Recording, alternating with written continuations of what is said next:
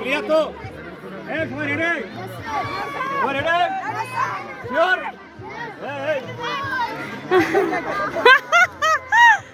কত ফাস্ট! আমি এই পাঠিয়ে দৌড়াবা, পাঠিয়ে দৌড়াবা।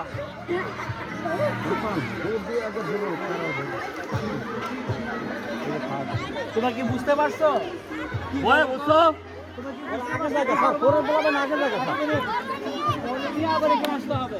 পরে নিয়ে আবার আসতে হবে, ঠিক আছে? সবাই রেডি তো? আগে দৌড়াবা।